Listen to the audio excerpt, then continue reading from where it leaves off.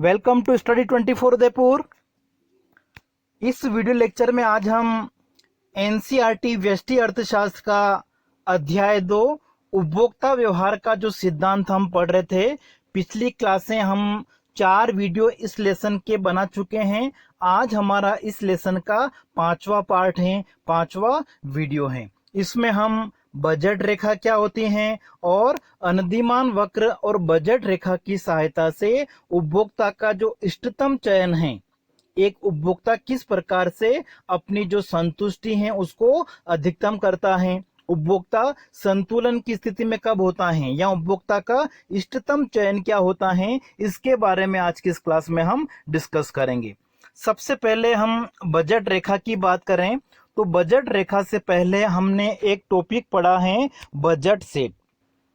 और budget set का मतलब क्या होता है कि उपभोक्ता के पास में जो आय है, उपभोक्ता अपनी आय के द्वारा हम जो दो वस्तुओं की बात कर रहे हैं, दोनों वस्तुओं की कीमत अगर दे रखी हो, पहली वस्तु की कीमत माना कि P1 और दूसरी वस्तु की कीमत माना कि P2 और उपभोक्ता की आय माना कि M, तो दोनों वस्तु की कीमतें और उपभोक्ता की आय दी होने पर उपभोक्ता दोनों वस्तुओं की कितनी मात्रा खरीद सकता है, उसके जो विभिन्न बंडल होते हैं, विभिन्न जो कॉम्बिनेशन होंगे, वो एक तरह से क्या होते हैं, बजट सेट।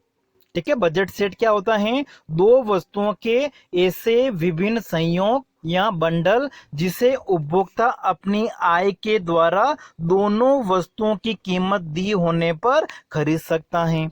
यही परिभाषा हमारी बजट रेखा के लिए भी लागू होती है। बजट रेखा एक तरह से क्या है, जो हमने बजट सेट बनाए थे उनको अगर एक रेखा चित्र के द्वारा प्रदर्शित किया जाए तो जो रेखा बनेगी उसको हम क्या कहते हैं, बजट रेखा कहते हैं। और बजट रेखा की परिभाषा क्या हो जाएगी, बजट रेखा क्या प्रदर्शित करती है, दो वस्तुओं, जैसे एक वस्तु आपकी ये हो गई वस्तु X1 और दूसरी हो गई वस्तु X2, तो दो वस्तुओं के ऐसे विभिन्न संयोग जिसे उपभोक्ता अपनी दी हुई आय, ठीक है, आय अगर दी हो और दोनों वस्तुओं की कीमत अगर दे रखी हो P1 P2, तो दोनों वस्तुओं की कीमत और उपभोक्ता की आय दी होने पर दोनों वस्तु की जो भी मात्रा उपभोक्ता खरीद सकता है, उसके जो विभिन्न बंडल बनते हैं, विभिन्न जो कॉम्बिनेशन या जो विभिन्न संयोग बनेंगे, उनको एक तरह से क्या कहा जाता है, बजट रेखा। ठीक है, ये हमने बजट रेखा बनाई है। तो ये जो बजट रेखा है वो क्या प्रदर्शित करती हैं, इन दो वस्तुओं X1 और X2 के ऐसे विभिन्न संयोग जिसे उपभोक्ता अपनी आय और दोनों वस्तुओं की कीमत दी होने पर खरीद सकता है। अपनी आय के द्वारा जिन वस्तुओं को खरीद सकता है वो सब इस बजट लाइन के अंदर आएगी, और बजट लाइन के बाहर अगर कोई बिंदु है, इसका मतलब वहां पे उपभोक्ता का जो खर्चा है वो एक तरह से क्या है, उसकी आय की तुलना में ज्यादा है। और जो समीकरण होता है वो क्या होता है, जो हमने बजट सेट में पढ़ा था वही समीकरण हम यहाँ पे भी लागू कर सकते हैं। P1X1, ठीक है, पहली वस्तु पे जो खर्चा हो रहा है वो आप कैसे निकालोगे, कीमत को मात्रा से गुणा करके, कीमत क्या है P1 और मात्रा क्या है X1, ठीक है, पहली वस्तु की मात्रा है X1, तो इन दोनों को गुणा कर लो, दूसरी वस्तु की कीमत और दूसरी वस्तु की मात्रा को गुणा कर लो और दोनों को जोड़ लीजिए। तो ये किसके बराबर होना चाहिए, उपभोक्ता की आय, M क्या है यहाँ पे, उपभोक्ता की आय, मतलब जो उपभोक्ता का खर्चा है, ये क्या है, खर्चा व्यय, बराबर होना चाहिए किसके, आय के। अब देखिए, इसको अगर हम एक उदाहरण लेके समझे, माना कि उपभोक्ता के पास में 100 रुपए हैं। ठीक है, सिंपल सा एक उदाहरण ले लेते हैं कि उपभोक्ता का जो बजट है, आय है, वो कितनी है, 100 रुपए है। M इक्वल टू पहली वस्तु की कीमत P1 हम मान लेते हैं कितनी है, माना कि 10 रुपए मान लीजिए, सिंपल सा, और दूसरी वस्तु की कीमत कितनी है P2, P2 की कीमत हम ले लेते हैं कितनी है, माना कि 20 रुपए। अब देखिए, अगर हमको ये जो बिंदु निकालना है, आपको यहाँ वाला बिंदु, ये वाला M/P2, तो M कितना है, देखिए 100 हमने माना है, और P2 कितना है, 20। ठीक है, दूसरी वस्तु की कीमत कितनी है, 20, तो 100 में अगर हम देखिए P2 मतलब माना कि आम है, आम की कीमत कितनी है, 20 रुपए का एक आम है, और उपभोक्ता के पास में कितने हैं, 100 रुपए। तो अगर संपूर्ण 100 रुपए अगर वो आम के ऊपर खर्च करें, ठीक है, तो वो कितनी मात्रा खरीद सकता है उसकी? 100/20 कर दीजिए, ठीक है, 100 में 20 का भाग दीजिए, कितना आ जाएगा? 5 आ जाएगा। तो ये आपका 1 2 3 4, यहाँ पे आपका क्या होगा? ये 5 होगा, ठीक है। यहाँ से आपकी बजट लाइन शुरू होगी। और दूसरा जो पॉइंट आएगा वो यहाँ पे क्या आएगा? M/P1। एम का मतलब उपभोक्ता की आय कितनी है? 100 रुपए। और वस्तु पहली की कीमत कितनी है? 10 रुपए। केले की कीमत कितनी है? 10 रुपए का एक केला है। तो 100 रुपए में कितना आ जाएंगे अधिकतम? तो 100 में 10 का भाग दीजिए, कितना आ जाएंगे? 10 इकाई आ जाएगी। तो यहाँ पे आपने ले लिया 2 4 6 8 और यहाँ पे ये 10, ठीक है। इस 10 को मिला दीजिए आप यहाँ पे 5 से। तो ये आपकी क्या बन गई है? Budget line. तो बजट लाइन के दोनों बिंदु हम कैसे निकाल सकते हैं? अगर आपको वस्तु X2 का निकालना है तो आप क्या करोगे? इस 100 में उपभोक्ता की आय में आप क्या करोगे? जो P2 वस्तु है, जो दूसरी वस्तु हैं, उसकी कीमत का क्या दोगे? भाग दे दोगे, M/P2 कर दोगे, तो ये वाला पॉइंट आ जाएगा। और M में अगर आप P1 का भाग दे दोगे तो आ जाएगा जो X1 वस्तु है उसका बिंदु आ जाएगा। और इन दोनों बिंदुओं को आप मिला दोगे, ठीक है। इसलिए आप डायरेक्ट चाहे तो याद रख सकते हो कि जो X2 वस्तु हैं उसमें बजट लाइन का ये जो बिंदु है वो क्या होगा? M/P2, ठीक है। और ये वाला कौन सा होगा? M/P1 होता है। और इन दोनों बिंदुओं को मिला दीजिए, क्या बन गई है? बजट रेखा। अब देखिए उपभोक्ता का जितना आय है, हमने उदाहरण लिया कि उपभोक्ता के पास में कितनी आय है? 100 रुपए। तो जहां जहां उसका खर्चा कितना होगा? 100 रुपए, वो सारे बिंदु कहाँ पे आएंगे? इस बजट लाइन के ऊपर आएंगे, ठीक है। बजट लाइन के ऊपर कोई भी बिंदु है तो वो क्या दर्शाता है? उपभोक्ता की जितनी आय है उतना खर्चा हो रहा है। और अगर इस बजट लाइन के अंदर कोई अगर बिंदु है, जैसे माना कि यहाँ पे कोई बिंदु है, यहाँ पे कोई बिंदु है, यहाँ पे कोई बिंदु है, तो यहाँ पे जो खर्चा है वो क्या है? आय की तुलना में कम है, मतलब थोड़ा पैसा बच रहा है, बचत हो रही है। और बाहर अगर कोई बिंदु है, माना कि ये ई बिंदु है, तो इसको हम एक तरह से कहेंगे अप्राप्त बिंदु, क्योंकि इसको उपभोक्ता प्राप्त नहीं कर सकता, उसका बजट की सीमा ये है। और बजट लाइन के जो बाहर हैं उस बिंदु को प्राप्त नहीं किया जा सकता है, उपभोक्ता अपनी आय के द्वारा उसको नहीं खरीद सकता है, क्योंकि उसके पास में इतनी आय नहीं है। तो ये हमारी बजट रेखा बन गई है, ठीक है। बजट रेखा आपको बनाना आ गया होगा, एक बार इस को वापस देख लीजिएगा ताकि आपको अच्छे से समझ में आ जाए। अब देखिए जो X2 वस्तु होती हैं उसको हम इस तरीके से प्रदर्शित कर सकते हैं। देखिए ये आपका X2 है, तो एक बार क्या करोगे आप, इसको यही रहने दीजिए और M वहां पे है, M, और इस P1 X1 को इधर लाओगे तो क्या हो जाएगा? -P1 X1 हो जाएगा। और फिर ये P2 यहाँ पे क्या हो रहा है? गुणा हो रहा है, मल्टीप्लाई हो रहा है, उसको भी अगर आप उधर ले जाओगे तो यह हो जाएगा M/P2, और यहाँ पे भी आ जाएगा अपॉन P2, ठीक है। तो क्या आपकी इक्वेशन मांगे हैं? X2 equal to M/P2 minus P1/P2 into X1, ठीक है। ये हमने X2 का समीकरण लिख दिया है। इसी तरीके से अगर हम चाहें तो X1 के लिए भी हम बजट लाइन का जो स्लोप है, बजट लाइन क्या बनेगी उसका भी हम निकाल सकते हैं, ठीक है। लेकिन आपकी बुक में केवल ये एक ही बता रखा है, तो एक आपको याद रखना है। अब देखिए इसमें अगर हम देखें तो ये M/P2 जो है, ठीक है, ये वाला जो बिंदु है वो एक तरह से क्या प्रदर्शित करता है कि जो हमारा अंतःखंड है, ठीक है, वस्तु X का X2 जो है उसका अंतःखंड कह सकते हैं हम, ठीक है। अंतःखंड का मतलब कि वो जब आय ये जो जीरो है, इस जीरो के लेवल पर वस्तु X2 की कितनी मात्रा उपभोक्ता खरीद रहा है, ठीक है, वो आपका हो जाएगा अंतःखंड। इसी तरीके से जब जीरो लेवल लिए हैं, यहाँ पर X1 वस्तु की जो मात्रा खरीद रहा है वो एक तरह से क्या है? वो भी अंतःखंड, वो क्षैतिज अंतःखंड कहलाएगा यहाँ पे, ठीक है। तो हम केवल X2 वस्तु की बात कर रहे हैं, तो X2 वस्तु के लिए अगर हम देखें तो अंतःखंड बिंदु मतलब जहां से हमारी बजट रेखा प्रारंभ हो रही है, M/P2 ये अंतःखंड को दर्शाता है। और ये जो बजट रेखा का ढाल होता है उसको हम P1/P2 के द्वारा प्रदर्शित करते हैं, ठीक है। पहले भी बताया था कि P1/P2 क्या है? बजट रेखा का ढाल, बजट रेखा की प्रवणता कह सकते हैं। और साथ में माइनस का साइन है जो क्या दर्शा रहा है? नेगेटिव, ऋणात्मक ढाल को दर्शा रहा है। ऋणात्मक का मतलब ऊपर से नीचे ये गिरता हुआ है, तो दोनों चीजें आपको यहाँ पे ध्यान रखनी है कि बजट रेखा का जो ढाल है वो क्या है, -P1/P2 है, और M/P2 क्या है, ये अंतःखंड है ऊर्ध्वाधर। अगर x1 वस्तु के लिए निकालोगे तो क्या होगा, अंतःखंड M/P1 होगा, और इसमें जो ढाल आएगा वो आपका आएगा P2/P1। अब देखिए मूल्य अनुपात, ठीक है, मूल्य अनुपात का मतलब ये आपका P1/P2 और बजट रेखा की प्रवणता।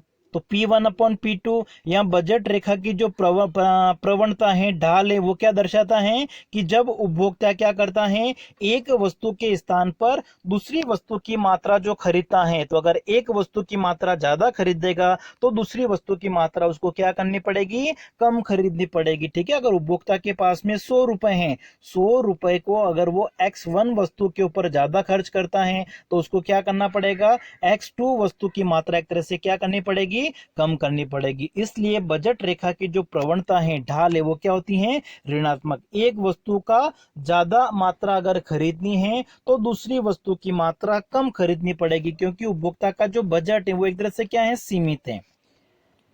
अब देखिए ये जो बजट रेखा है इसकी व्युत्पत्ति क्या है ये भी आपको समझना है कि बजट रेखा से निकाल सकते हैं। ठीक है, बजट रेखा का जो ढाल होता है, सिंपल आप देखिए कि कोई भी वक्र है उसका ढाल आपको निकालना है, तो देखिए इस साइड में कितना परिवर्तन हुआ। ठीक है, आपका जो ये OY अक्ष होता है, इस साइड में कितना परिवर्तन हुआ, और ये जो x वाली साइड है इसमें कितना परिवर्तन है, इसको हम लिखते हैं डेल्टा x, और ये आपका हो गया डेल्टा वाई। इनमें कितना परिवर्तन हो रहा है उसके अनुपात को एक तरह से उसके आधार पर हम क्या करते हैं, कोई भी वक्र है, रेखा है, उसका हम ढाल मापते हैं। तो बजट रेखा का ढाल मापना है तो उसके लिए भी हम क्या करेंगे, ये जो हमारी बजट रेखा है इसका हम ये बिंदु अगर देखें तो मान लेते हैं कि यहाँ पे X1 वस्तु की मात्रा और ये है X2 वस्तु की मात्रा, कुछ भी हो सकती है। X1 की 5 इकाई हो सकती है, X2 की 10 इकाई हो सकती है, या X1 की 8 इकाई, X2 की 5 इकाई, कुछ भी इकाई हो सकती है। ठीक है, हमने इकाई नहीं लिखी,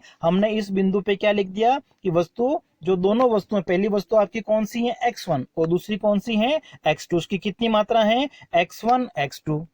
अब देखिए जब उपभोक्ता क्या करता है, जो X1 है, ठीक है, X1 वस्तु का अगर वो उपभोग बढ़ाता है, ठीक है, तो X1 वस्तु की मात्रा क्या होगी, बढ़ेगी इतनी, डेल्टा X1 के बराबर क्या होगा, इतनी मात्रा क्या होगी, बढ़ जाएगी। तो क्या हो जाएगा आपका X1 प्लस डेल्टा X1, ये पहली वस्तु की मात्रा हो जाएगी, और दूसरी वस्तु की जो मात्रा है उसमें एक तरह से क्या हुआ, डेल्टा X2 की कमी हो गई है। तो यहाँ पे आप क्या लिख दोगे, X2 प्लस डेल्टा X2। ठीक है, लेकिन देखिए यहाँ पे जो प्लस डेल्टा X2 है वो एक तरह से क्या आएगा, माइनस में आएगा। अगर X2 की मात्रा आपकी 10 है, ठीक है, फिर यहाँ पे आप लिख दोगे प्लस, अब देखिए डेल्टा X2 कितना है, माना कि 2 इकाई की कमी हुई, मान लेते हम, कुछ भी हो सकता है, 2 इकाई की कमी हुई, तो यहाँ पे आप क्या लिखोगे, -2, तो ये आपका हो जाएगा 8, मतलब इसकी वैल्यू कितनी हो गई, 8, और यहाँ पे जो इसकी वैल्यू थी वो कितनी थी,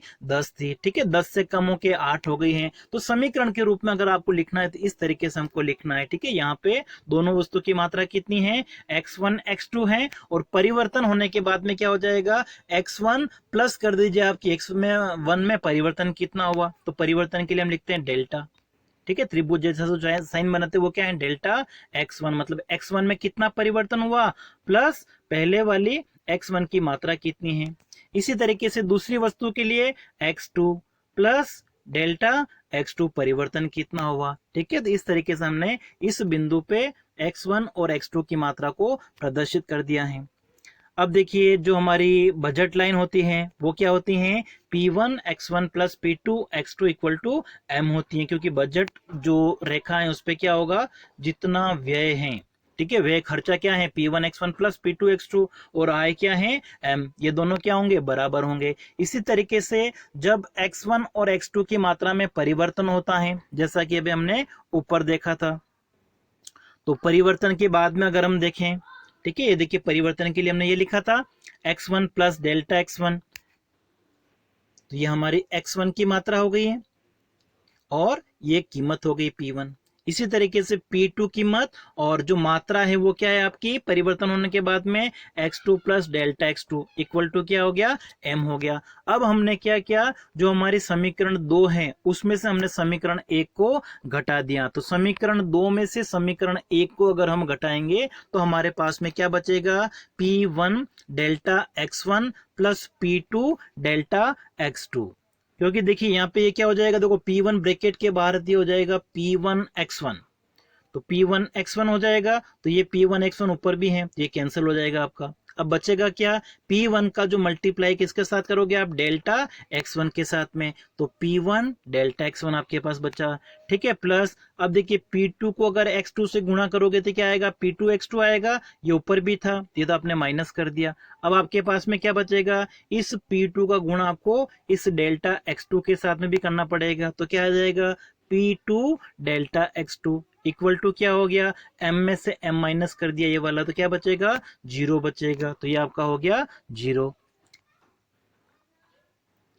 अब इस तरीके से अगर आप इसको जमाओगे तो अगर आप इसको यहीं लिखते हो तो ऐसा कैसे लिख दिया, और इस वाली को हम इधर लेके आ गए, तो ये देखिए P1 डेल्टा x1 इधर प्लस है, इधर आके क्या हो गया, माइनस हो गया।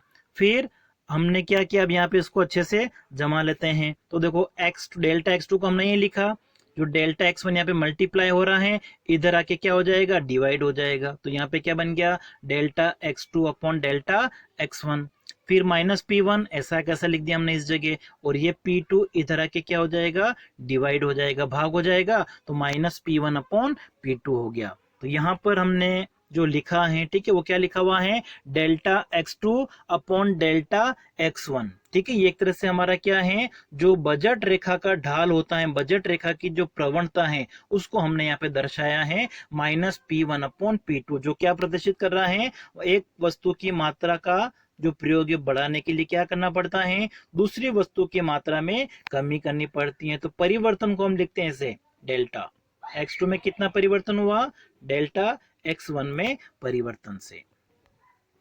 अब देखिए जो बजट रेखा है या बजट सेट है उसमें परिवर्तन या बदलाव, तो देखिए जब हमने बजट रेखा पढ़ी थी या बजट सेट पढ़ा था, तो बजट सेट या बजट रेखा को बनाने के लिए हमने किसका प्रयोग किया था, एक तो उपभोक्ता की आय का प्रयोग किया था m का, और दूसरा इन दोनों वस्तुओं की जो कीमत थी P1 P2 इनका प्रयोग किया था। तो बजट रेखा या बजट सेट में बदलाव कब होगा, या तो आय में परिवर्तन हो जाए उपभोक्ता की, या फिर दोनों वस्तुओं की कीमतों में परिवर्तन हो जाए, किसी एक वस्तु की कीमत में परिवर्तन हो जाए, ठीक है, किसी एक वस्तु की कीमत में परिवर्तन हो जाए या उपभोक्ता की आय में अगर परिवर्तन हो जाएगा तो क्या होगा, जो बजट सेट है उसमें परिवर्तन हो जाएगा। तो सबसे पहले अगर हम देखते हैं कि वस्तु की कीमत में अगर परिवर्तन हो जाए, और वस्तु की कीमत में परिवर्तन का मतलब क्या हो गया, वस्तु की जो कीमत है वो बढ़ भी सकती है और कीमत में कमी भी हो सकती है। हम किसी एक वस्तु की बात करेंगे, ठीक है, किसी एक वस्तु,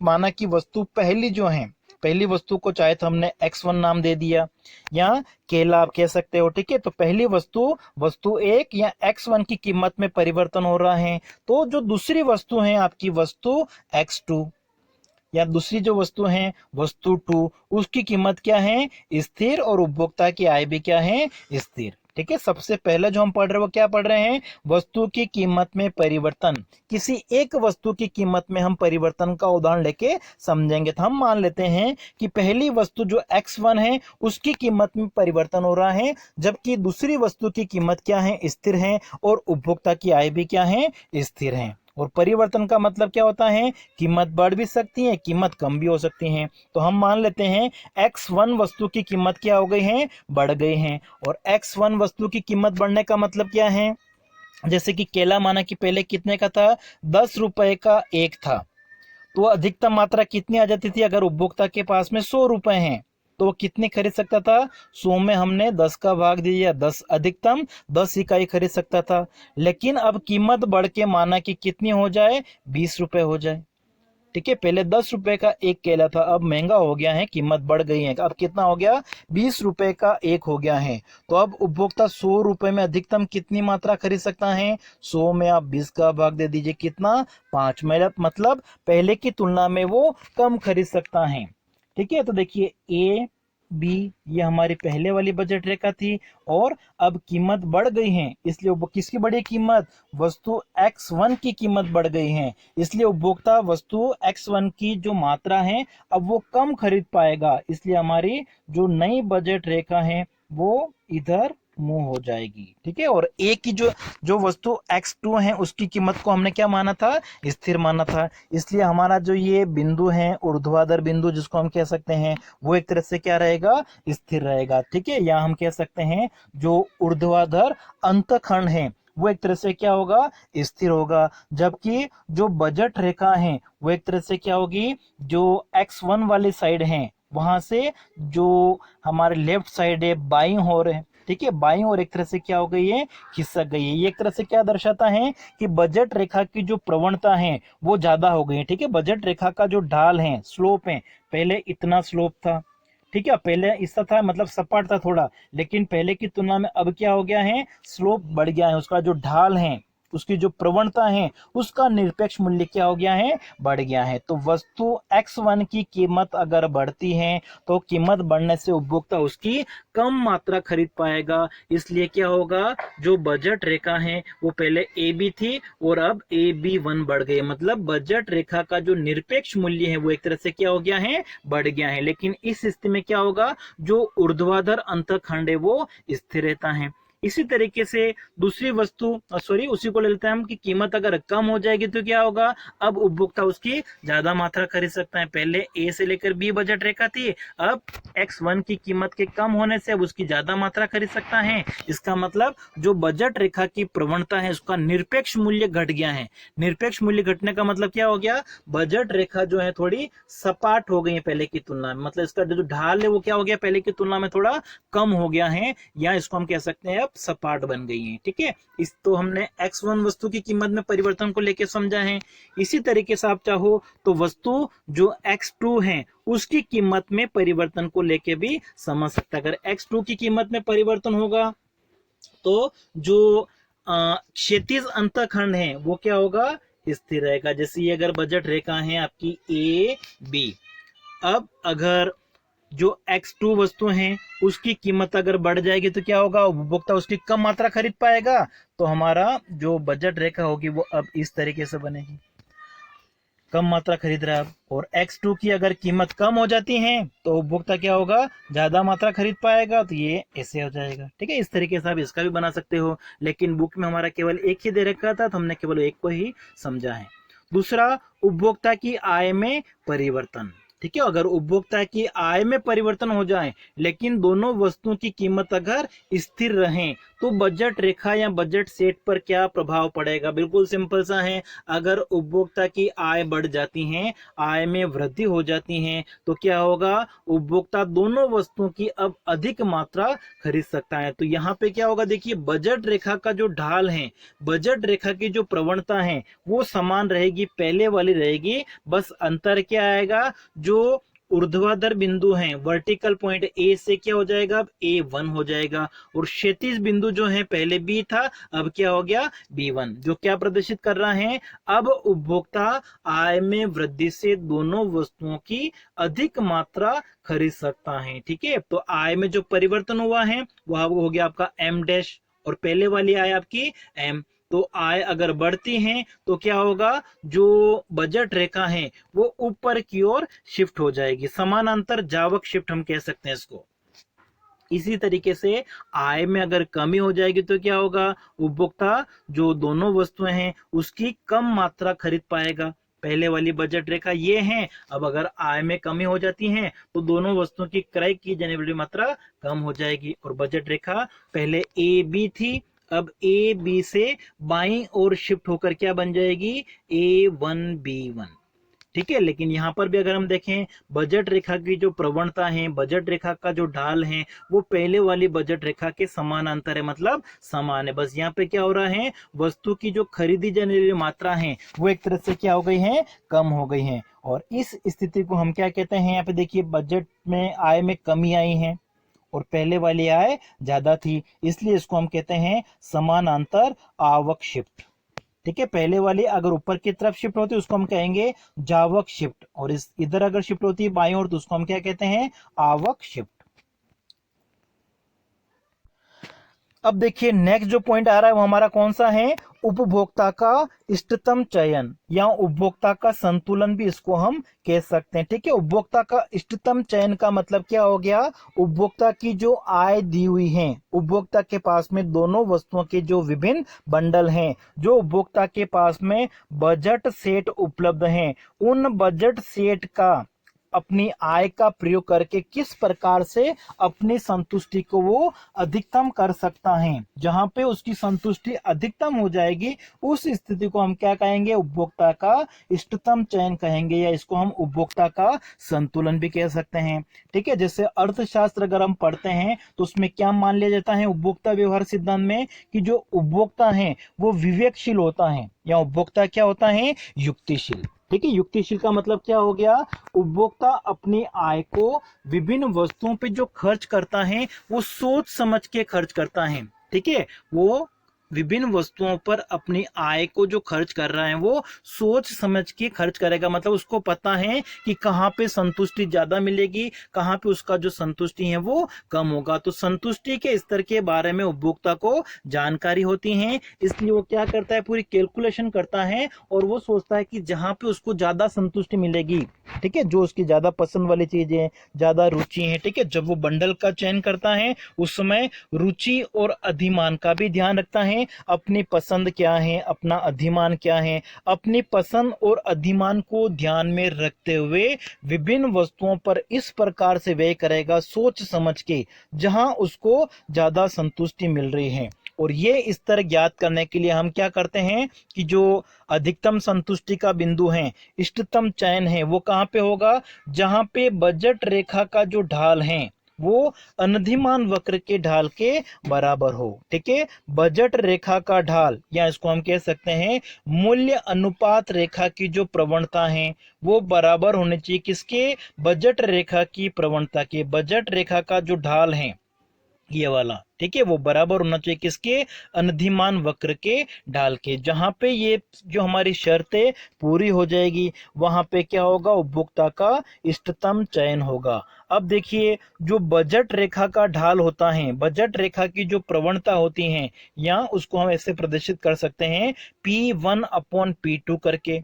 और जो अनधिमान वक्र है उसका ढाल हमारा होता है marginal rate of substitution, MRS लिखते हैं। तो संतुलन की स्थिति में, इष्टतम चयन की स्थिति में क्या होना चाहिए, P1/P2 जो है वो किसके बराबर होना चाहिए, MRS के। मतलब हम कह सकते हैं कि जो बजट रेखा है, ठीक है, बजट रेखा का ढाल क्या होता है, P1/P2, वो अनधिमान वक्र का ढाल जिसको हम प्रदर्शित करते हैं MRS, प्रतिस्थापन की सीमांत दर के द्वारा, जो हमने पिछली क्लासों में पढ़ा है। तो जहां पे ये दोनों बराबर हो जाएंगे, बराबर कहां पे होंगे, जहां पे बजट रेखा अनधिमान वक्र को किसी एक बिंदु पर स्पर्श करेगी। मतलब बजट रेखा एक तरह से क्या होनी चाहिए, स्पर्श रेखा होनी चाहिए, काटनी नहीं चाहिए, कहां होनी चाहिए, स्पर्श करनी चाहिए। जहां पे स्पर्श करेगी वहां पे हमारी जो ये शर्त है वो क्या होगी, पूरी हो जाएगी। वहीं पे क्या होगा, उपभोक्ता का इष्टतम चयन होगा। मतलब उपभोक्ता का इष्टतम चयन का मतलब हो गया कि उपभोक्ता अपनी रुचि और अधिमान के अनुसार दोनों वस्तुओं की कितनी कितनी मात्रा खरीदेगा। अब देखिए उपभोक्ता युक्तिशील होता है, मतलब वो हमेशा क्या होगा, वो अनधिमान वक्र है ऊपर वाला है, जैसे हमने दो अनधिमान वक्र बना रखे हैं IC1 और IC2, तो उपभोक्ता कहां पे रहना चाहेगा, IC2 पे रहना चाहेगा, क्योंकि IC1 की तुलना में IC2 पर एक तरह से क्या होगा, ज्यादा संतुष्टि मिलेगी, क्योंकि जो ऊंचा अनधिमान वक्र है वहां पे संतुष्टि का स्तर क्या होता है, ज्यादा होता है। इसलिए हमेशा उपभोक्ता इष्टतम चयन प्राप्त करने के लिए, अपनी संतुष्टि को अधिकतम करने के लिए ऊंचे वाले जो अनधिमान वक्र हैं उस पे रहना चाहेगा। ठीक है, और दूसरी शर्त अगर हम चाहें तो साथ में एक और जोड़ सकते हैं कि जो अनधिमान वक्र है वो कैसा होना चाहिए, उत्तल होना चाहिए, कॉन्वेक्स होना चाहिए। और साथ ही साथ यहाँ पे हमारी ये शर्त भी पूरी हो जाएगी कि जितनी आय है उतनी ही उपभोक्ता क्या करेगा, अपनी आय को व्यय कर देगा। मतलब उपभोक्ता का जो व्यय है उसकी आय के बराबर होगा। अब देखिए उपभोक्ता के संतुलन को समझने के लिए हम इस डायग्राम का सहारा ले सकते हैं। ठीक है, इस डायग्राम में अगर हम देखें तो जो OX अक्ष है, ठीक है, यहाँ पे हमने क्या लिया है, वस्तु, पहली वस्तु की मात्रा ली है, वस्तु 1 ली है इधर, और जो हमारा ओ वाई अक्ष है यहाँ पे हमने वस्तु टू, वस्तु जो दूसरी वस्तु है, चाहे तो आप इधर आम लिख लीजिए और इधर हमारी जो वस्तु थी केला, ठीक है, या चाहे तो आप इधर x1 लिख लीजिए, इधर लिख दीजिए x2, कुछ भी हम लिख सकते हैं।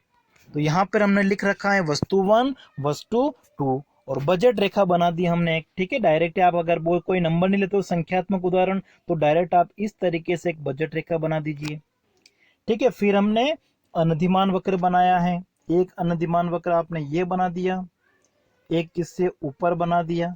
अगर आप चाहें तो 2-3 और बना सकते हो, कोई दिक्कत नहीं है, 4-5 बना दीजिए, ठीक है। हमारी बुक में केवल 2 बना रखे हैं, तो आप चाहें तो केवल 2 को ले सकते हैं। अब इसमें अगर हम देखें तो हमारी शर्त क्या थी कि बजट रेखा जो है, ठीक है, वो एक तरह से क्या करना चाहिए, जो अनधिमान वक्र है उसको स्पर्श करने चाहिए। अब देखिए यहाँ पर अगर हम देखें इस बिंदु पर, तो यहाँ पर तो जो अनधिमान वक्र हैं वो बजट रेखा को काट रहा है, और ऊपर इस बिंदु पर अगर हम देखें तो यहाँ पे भी स्पर्श नहीं कर रहा है, यहाँ पे एक तरह से क्या कर रहा है, काट रहा है। जबकि हमारी शर्त क्या है, स्पर्श करना चाहिए, क्योंकि अगर काटता है इसका मतलब जो ये बिंदु होगा वो नीचे वाला अनधिमान वक्र पे होगा। जबकि अधिकतम संतुष्टि के लिए, इष्टतम चयन के लिए क्या जरूरी है, उपभोक्ता हमेशा ऊंचे वाले अनधिमान वक्र पे स्थित होगा। तो ये जो दोनों बिंदु हैं, चाहे इसको आप नाम दीजिए, ये सी बिंदु है और ये डी बिंदु है, तो सी और डी बिंदु जो है वो नीचे वाले अनधिमान वक्र पे स्थित हैं। फिर हम IC2 की अगर हम बात कर रहे हैं, तो IC2 का जो ये ई बिंदु है वो एक तरह से क्या है, यहाँ पे बजट रेखा अनधिमान वक्र को स्पर्श कर रही है। मतलब हमारी जो शर्त थी कि जो बजट रेखा है वो अनधिमान वक्र को किसी एक बिंदु पर स्पर्श करे, मतलब बजट रेखा एक तरह से क्या होनी चाहिए, स्पर्श रेखी, ठीक है, सीधी रेखा के रूप में स्पर्श कर रही जैसे ये। तो हमारी जो शर्त है वो कहाँ पे पूरी हो रही है, ई बिंदु पर। तो उपभोक्ता का जो इष्टतम चयन है वो कहाँ पे होगा, इस ई बिंदु पे होगा, ठीक है। मात्रा लिखना चाहो तो यहाँ पे x1 और x2 मात्रा का प्रयोग करने पर उपभोक्ता को अधिकतम संतुष्टि मिलेगी। या चाहे तो हम इधर मिला दीजिए, यहाँ पे जो भी आपने अगर संख्या ली थी, माना कि यहाँ पे आपने संख्या ली है 1 2 3 4, यहाँ पे अगर 5 आ रहा है, तो उपभोक्ता क्या करेगा, पहली वस्तु 1 जो है उसकी 5 इकाइयों का प्रयोग करेगा, और वस्तु जो 2 है उसकी कितनी इकाइयों का प्रयोग करेगा। तो इधर आपने जो भी संख्या ले रखी होगी, माना कि अगर आपने यहाँ पे 5 ले रखा है,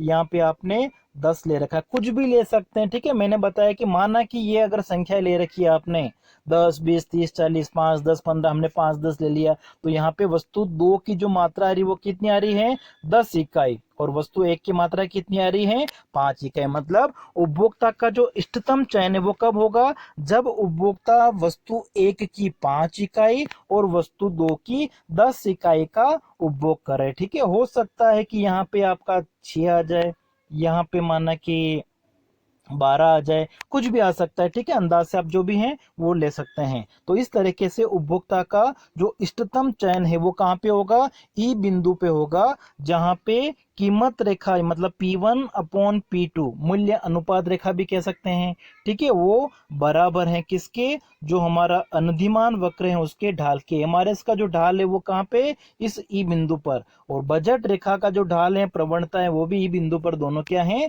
बराबर। तो ये हमारी जो शर्त थी वो ई बिंदु पर पूरी हो रही, इसलिए इष्टतम चयन का बिंदु हम इसको कहेंगे।